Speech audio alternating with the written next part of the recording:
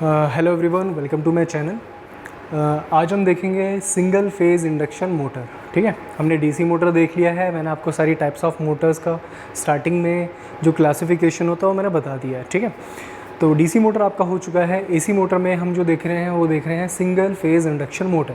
तो जैसे कि इसका नाम है इंडक्शन मोटर। ठीक है, सबसे पहले सिंगल फेज़ क्या होता है वो भी जानेंगे, इंडक्शन मोटर क्यों नाम पड़ा है वो भी जानेंगे। ठीक है, देखिए जो आपकी डीसी मोटर थी वो एक तरह की कंडक्शन मोटर भी बोल सकते हैं उसे। डीसी मोटर को हम कंडक्शन मोटर भी बोल सकते हैं। क्यों? क्योंकि उसमें अगर आपको ध्यान हो तो हमने डायरेक्ट सप्लाई अपनी आर्मेचर को दी थी। ठीक है, मतलब हमारा जो डीसी सप्लाई था, अगर आपको याद हो, जो हमारा आर्मेचर था, ये हमारा आर्मेचर था और हमने क्या करा था, इसे डायरेक्ट सप्लाई दे रखा था। यहाँ पे आपके ब्रशेस, कम्यूटेटर्स जो भी थे, मैं बाकी सब पूरा नहीं बना रहा हूँ, पर इस तरह से हमने डायरेक्ट ये वोल्टेज सप्लाई दे रखी थी और ये डायरेक्टली कनेक्ट थी इस आर्मेचर से। तो आपने सप्लाई को डायरेक्टली उस चीज़ को दे दिया है, उस पार्ट को दे दिया है जो कि रोटेट करेगा। ठीक है, रोटेट कौन करेगा? ये आर्मेचर। हमने डायरेक्टली सप्लाई उसी को दे दी थी, तो इसलिए हम उसे कंडक्शन मोटर भी बोलते हैं, क्योंकि आपने डायरेक्ट कंडक्ट किया है यहाँ से। ठीक है, सप्लाई को सीधा डायरेक्टली आपने आर्मेचर से कनेक्ट करा है। पर यहाँ जो आपका एसी मोटर्स हम पढ़ेंगे, single phase, two phase, three phase, तीनों में हम डायरेक्टली उस पार्ट को सप्लाई नहीं देंगे जो कि मूव करेगा। ठीक है, हम डायरेक्टली उसे सप्लाई नहीं देंगे। मतलब हमारी जो मेन सप्लाई होगी डायरेक्टली उसमें जाएगी ही नहीं। किसमें? जो कि मूव करेगा। कौन मूव करता है? रोटर। रोटर आपका मूव करेगा। बाहर एक होता है स्टेटर। ठीक है, स्टेटर मतलब स्टेशनरी पार्ट जो कि मूव नहीं करेगा। ठीक है, तो स्टेशनरी पार्ट को हम सप्लाई देते हैं, रोटर को हम सप्लाई नहीं देते हैं। ठीक है, घूमेगा रोटर, तो जो घूमेगा उसको हम सप्लाई बिल्कुल नहीं देंगे। हम सप्लाई देंगे बाहर वाले को, स्टेटर को। जो बाहर वाला सर्कल आपको दिख रहा है, अंदर वाले सर्कल को हम सप्लाई नहीं देंगे। पर हुआ क्या कि बाहर वाले को सप्लाई देने से, ठीक है, मैंने डायरेक्टली रोटर को सप्लाई तो नहीं दी है, पर रोटर फिर भी घूमेगा। ठीक है, बिना उसे डायरेक्टली सप्लाई दिए अगर आप रोटर को घुमा रहे हो, ठीक है, तो उन टाइप के मोटर्स को हम बोलते हैं इंडक्शन मोटर, क्योंकि हमने उन्हें डायरेक्टली दिया नहीं है, तो इंड्यूस हुआ है। ठीक है, इसलिए इंडक्शन मोटर इंड्यूस हुआ है किसमें? रोटर में। रोटर में करंट इंड्यूस होगा और फिर वो घूमने लगेगा। ठीक है, तो इसलिए इनका नाम पड़ता है इंडक्शन मोटर। अब आ जाते हैं यहाँ पे सिंगल फेज़ में। सिंगल फेज़ मतलब ये है कि आप एक ही सप्लाई देंगे। ठीक है, टू फेज़ में हम दो सप्लाई देते हैं, थ्री फेज़ में हम तीन सप्लाई देते हैं। दो सप्लाई, तीन सप्लाई हम कुछ आगे पीछे देते हैं, मतलब कि कोई सप्लाई हमने थोड़ी पहले दे दी, कोई सप्लाई हमने थोड़ी सी लैग करके दी थी या लीड करके दी थी। ठीक है, लैग, लीड, ये सब हम जानते हैं कि कोई भी सिग्नल आगे पीछे चलता है कितने डिग्री से। ठीक है, तो हमने क्या करा, किसी सिग्नल को जैसे टू फेज़ हो गया, तो टू फेज़ में हम क्या करते हैं, दोनों सिग्नल को 90 डिग्री अपार्ट रखते हैं। दोनों सिग्नल 90 डिग्री आगे पीछे होते हैं। थ्री फेज़ में हम तीनों सिग्नल को 60 डिग्री आपस में, 120, एक बार उसमें मैं चेक करता हूँ, I think three phase motor में, हाँ, 120 डिग्री एक दूसरे से अपार्ट रखते हैं। ठीक है, तो उसमें 120 डिग्री हम अपार्ट रखते हैं थ्री फेज़ इंडक्शन मोटर में। तो वहाँ पे तीन सिग्नल दिए जाते हैं, पर यहाँ पे सिंगल फेज़ सप्लाई हम देंगे, मतलब कि एक ही सिग्नल जाएगा। तो यहाँ पे जैसे मैंने सप्लाई रख दी ए, ये मेरी सप्लाई लाइन है और ये मेरी न्यूट्रल लाइन है। ठीक है, जैसे कि नेगेटिव वाला जो लाइन होती है वो वाली समझ लीजिए। तो मैंने यहाँ पे जो ए सप्लाई है वहाँ से वायर कनेक्ट करी, यहाँ पे स्टेटर पे लगा दी। स्टेटर की बाउंड्री देखिए, स्टेटर की बाउंड्री में मैंने ए लगा दिया। ठीक है, सप्लाई दे दी, और न्यूट्रल मैंने उसके बिल्कुल अपोजिट पे यहाँ पे लगा दिया है। ठीक है, ये मेरा न्यूट्रल पार्ट है, इसलिए मैंने यहाँ पे एन ए लिखा हुआ है। अब हुआ क्या, तीन चीज़ें इसमें, इंडक्शन मोटर के तीन इंपॉर्टेंट पॉइंट्स हैं। क्या क्या है? सबसे पहला पॉइंट तो ये है कि ये जो मोटर होगी इसमें जो हम सप्लाई देंगे वो सिंगल सप्लाई देंगे या फिर सिंगल फेज़ देंगे, इसलिए इसका नाम ये पड़ता है। ठीक है, और सिंगल फेज़ सप्लाई। ठीक है, इसमें दो या तीन सप्लाई नहीं देते। दूसरा जो इसका पॉइंट है इम्पॉर्टेंट, वो है it is not self starting. ठीक है, ये बहुत इंपॉर्टेंट पॉइंट है इसमें, it is not self starting. ठीक है, और थर्ड जो होता है ऑल्टरनेटिंग फ्लक्स होता है यहाँ पे। ठीक है, ऑल्टरनेटिंग फ्लक्स यहाँ पे प्रेजेंट होता है। ठीक है, ये तीनों इंपॉर्टेंट पॉइंट हमारे लिए। देखिए, सबसे पहला तो सिंगल फेस की एक ही सप्लाई देनी है। ठीक है, 2-3 सप्लाई नहीं देनी है। अगर हम 2-3 सप्लाई देंगे तो वो 2 फेज़ इंडक्शन मोटर बन जाएगा या 3 फेज़ इंडक्शन मोटर बन जाएगा। पर सिंगल फेज़ इंडक्शन मोटर भी यूज़ होती है, तो हमें वो भी पढ़ना पड़ेगा कि वो होता क्या है। उसमें एक ही सप्लाई देते हैं, पर उसके साथ दिक्कत है ये second point, it is not self starting, मतलब कि वो अपने आप से स्टार्ट नहीं होगी। मतलब अगर आपने यहाँ पे सिंगल फेज सप्लाई दे दिया स्टेटर में और हम सोच रहे हैं कि अब ये रोटर घूमना शुरू कर देगा, अंदर वाला रोटर, ठीक है, तो वो नहीं घूमेगा, ठीक है।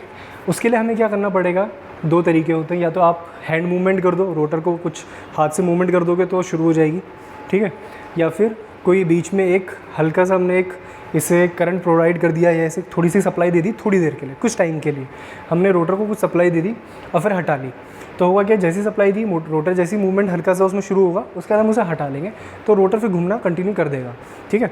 मतलब स्टार्टिंग में इनिशियली आपका जो रोटर है वो मूव नहीं करेगा, वो बिल्कुल भी मूव नहीं करेगा, भले आपने सिंगल फेज सप्लाई यहाँ पे स्टेटर में दे दी हो, ठीक है। पर 2 फेज़ 3 फेज़ में ऐसी दिक्कत नहीं थी। 2 फेज़ 3 फेज़ मोटर जो थी वो सेल्फ स्टार्टिंग थी, वो अपने आप स्टार्ट हो जाती थी। अगर आपने 2 फेज़ की सप्लाई दे रखी है या 3 फेज़ की सप्लाई दे रखी है, वो स्टार्ट इसलिए हो जाती हैं क्योंकि उसमें जो फ्लक्स होता है, ठीक है, मैग्नेटिक फील्ड या मैग्नेटिक फ्लक्स जो कि स्टेटर के अराउंड होता है, ठीक है, क्योंकि सप्लाई मैंने स्टेटर को दिया है तो मैग्नेटिक फील्ड जो फ्लक्स होगा वो भी वहीं जनरेट होने वाला है। तो वो जो फ्लक्स होता है वो रिवॉल्विंग रोटेट करता है, यहाँ पे रिवॉल्व करता है, स्टेटर के चारों तरफ रिवॉल्व करेगा, तो उस रिवॉल्विंग फ्लक्स के कारण ही रोटर मूव करने लगता है। ये मेरी आगे वाली वीडियोस में आप देखेंगे 2 फेज़ 3 फेज़ में, तो मैंने समझाया है, ठीक है। मैं आपको ये बता दूँ सिंपल कि अगर रोटर को मूव करना है, ठीक है, अगर आप चाहते हो कि आपका जो रोटर हो या आपकी जो मोटर हो वो सेल्फ स्टार्टिंग हो, तो आपको एक रोटेटिंग फ्लक्स या रिवॉल्विंग फ्लक्स यहाँ पे देना पड़ेगा। अगर आपने रिवॉल्विंग फ्लक्स नहीं दिया है तो आपकी रोटर मूवमेंट नहीं करेगी बिना किसी एक्सटर्नल फोर्स के, मतलब हमें अलग से उसे एक फोर्स देना पड़ेगा तब जाके मूवमेंट शुरू करेगी, वरना नहीं करेगी, ठीक है। उसके बाद तो आपने जैसे हाथ लगा दिया एक बार तो ये मूव करना, एक बार आपने टॉर्क मैंने एक बार दे दिया, हाथ से दे दिया, या एक सप्लाई मैंने हल्की सी मैंने बाहर से लगा के हटा ली, तो एक बार ये रोटेट कर जाएगा, उसके बाद रोटेट करने लग जाएगा, फिर दिक्कत नहीं आएगी। बट स्टार्टिंग में ये नॉर्मली बंद ही रहेगा अगर आपने कोई भी हाथ से फोर्स नहीं लगाया या फिर बीच में से एक दूसरी सप्लाई लेके इस रोटर को थोड़ा सा मूवमेंट ना देके अगर आपने ये वाला काम नहीं करा है तो ये ऐसे ही पड़ा रहेगा, ये मूवमेंट नहीं करेगा। और क्योंकि रिवॉल्विंग फ्लक्स नहीं था, ठीक है, कौन सा फ्लक्स है, क्योंकि इसमें जो फ्लक्स प्रेजेंट है आपका वो ऑल्टरनेटिंग फ्लक्स है, ठीक है।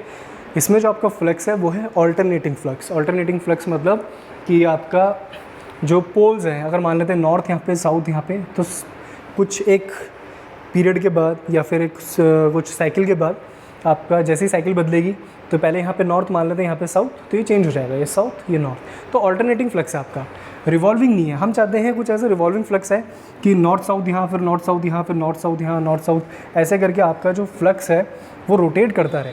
अगर ऐसा हुआ तो आपका रोटर मूव करेगा, वरना आपका रोटर मूव नहीं करेगा।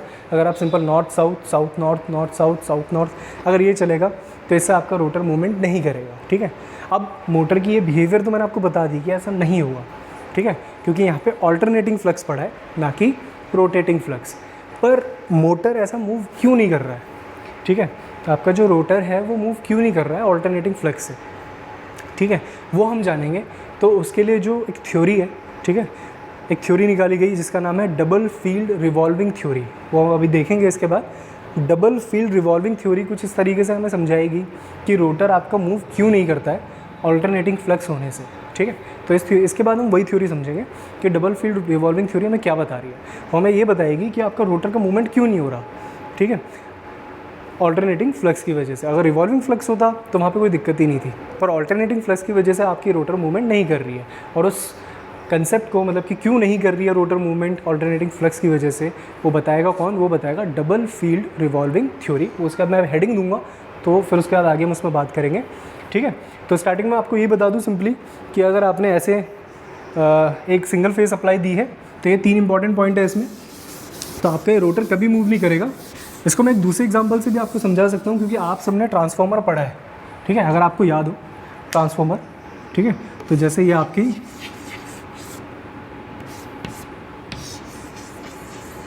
ठीक है, ये आपकी प्राइमरी वाइंडिंग्स होती थी, ये आपकी सेकेंडरी वाइंडिंग्स होती थी। अब मैं यहाँ पे सप्लाई देता हूँ, मान लो कोई भी, मैंने यहाँ पे सप्लाई दे दी, एसी सिग्नल दे दिया मैंने, तो जब मैं इसमें सप्लाई देता हूँ तो एक तरह से इसे भी यही समझिए कि जो बाहर का स्टेटर है वो प्राइमरी वाइंडिंग है और जो अंदर का रोटर है वो सेकेंडरी वाइंडिंग है, ठीक है। कॉइल्स ही होती हैं सारी की सारी। तो स्टेटर आपका प्राइमरी वाइंडिंग, रोटर आपका सेकेंडरी वाइंडिंग, ठीक है। अब मैंने सप्लाई किसको दी है? मैंने दी है स्टेटर को, मतलब कि मैंने किसको सप्लाई दी है? मैंने दी है प्राइमरी वाइंडिंग को, जैसे कि मैं यहाँ पे ट्रांसफार्मर में भी देता था। तो मैंने अगर यहाँ पे सप्लाई दी है तो कभी भी ऐसा नहीं होता था कि आपका जो सेकेंडरी वाइंडिंग होती थी घूमने लग जाए, ठीक है। कभी ऐसा होगा ही नहीं, क्योंकि अगर मान लेते हैं ये स्टेटर है, ठीक है, ये स्टेटर है मेरा, और मान लेते हैं ये रोटेटिंग पार्ट मैंने रखा है रोटर, पर आपका कभी ये घूमने नहीं लगता था कि आपने ट्रांसफार्मर बनाया, उसमें प्राइमरी वाइंडिंग रखी है और सेकेंडरी वाइंडिंग आपकी रोटेट करने लग जाए, ठीक है। वो इसलिए रोटेट नहीं करती थी क्योंकि आप सिंगल फेज सप्लाई देते थे। पर अगर आप गलती से भी या जानबूझ के भी 2 फेज सप्लाई या 3 फेज सप्लाई देंगे तो आपका ये जो सेकेंडरी वाइंडिंग है घूमना शुरू कर देगा, ठीक है। पर हमें ट्रांसफार्मर में ये काम कराना नहीं होता कि हमें सेकेंडरी वाइंडिंग को रोटेट कराना है, क्योंकि हम ट्रांसफार्मर का यूज़ नॉर्मली आपका पावर सप्लाई बनाने में काम करते थे, ठीक है। एसी को डीसी में कन्वर्ट करने के लिए step down transformer, step up transformer, ये सब काम होता था। हम उसे मोटर की तरह काम नहीं करा रहे, पर मैं आपको समझाने के लिए बता रहा हूँ कि ये प्राइमरी वाइंडिंग मान लेते हैं स्टेटर है, क्योंकि सेकेंडरी वाइंडिंग को मैंने डायरेक्ट सप्लाई नहीं दी है, मैंने सीधा सप्लाई किसको दी है? प्राइमरी वाइंडिंग को, मतलब कि स्टेटर को। रोटर को, मतलब कि जो मेरी सेकेंडरी वाइंडिंग है, उसको मैंने डायरेक्ट सप्लाई नहीं दिया है, ठीक है। तो कभी भी जब आप सिंगल सप्लाई देते थे तो कभी आपका ये रोटर या जो भी कह लीजिए सेकेंडरी वाइंडिंग ऐसे ट्रांसफार्मर में घूमने नहीं लगता था, ये वैसे का वैसे ही फिक्स रहता था। क्यों? क्योंकि यहाँ पे ऑल्टरनेटिंग फ्लक्स है, और ऑल्टरनेटिंग जो फ्लक्स है मैग्नेटिक फ्लक्स है, ऑल्टरनेटिंग मैग्नेटिक फ्लक्स, ठीक है। एक चीज़ ध्यान रखना, किस चीज़ का फ्लक्स है? मैग्नेटिक फ्लक्स है, करंट फ्लक्स नहीं। तो आपका जो मैग्नेटिक फ्लक्स है वो ऑल्टरनेटिंग है, क्योंकि ये सप्लाई एसी सिग्नल है, तो ये प्लस माइनस चेंज होंगे तो पोल्स भी चेंज होंगे, नॉर्थ साउथ भी चेंज होगा। तो ऑल्टरनेटिंग फ्लक्स की वजह से कभी भी आपका जो रोटर है वो मूव नहीं करता है। अगर आपने हाँ इसे इनिशियल टॉर्क दे दिया, ठीक है, या ऐसे रोटेटिंग पार्ट इसका रखा हुआ है, टॉर्क दे दिया तो ये रोटेट कर जाएगा, ठीक है। बट सिंगल फेज सप्लाई में कभी भी आपका ट्रांसफार्मर जो हो गया वो रोटेट नहीं करता है, यहाँ पे कह लीजिए रोटर आपका रोटेट नहीं करता है, ठीक है। पर 2 फेज़ 3 फेज़ में अपने आप कर जाता है, उसमें कोई धक्का देने की ज़रूरत नहीं है, या एक्सटर्नल बीच में कुछ लगा के फिर हटा लेने की ज़रूरत नहीं है कि थोड़ी देर के लिए मैंने इसे रोटर को घुमाने के लिए एक फोर्स दे दिया और उसके बाद मैंने उसे हटा लिया, वो भी देने की ज़रूरत नहीं होती 2 फेज़ 3 फेज़ में। पर सिंगल फेज़ में वो ज़रूरत होती है, ठीक है। पर अभी हम ये जानेंगे डबल फील्ड रिवॉल्विंग थ्योरी से कि जो ऑल्टरनेटिंग फ्लक्स है उसकी वजह से जो आपका रोटर है वो मूव क्यों नहीं कर रहा है, ठीक है, वो हम जानेंगे अभी, ठीक है। तो इसके बाद हम देखते हैं नेक्स्ट कंसेप्ट आपका डबल फील्ड रिवॉल्विंग थ्योरी, जो कि इसी का पार्ट है सिंगल फेज इंडक्शन मोटर का, ठीक है।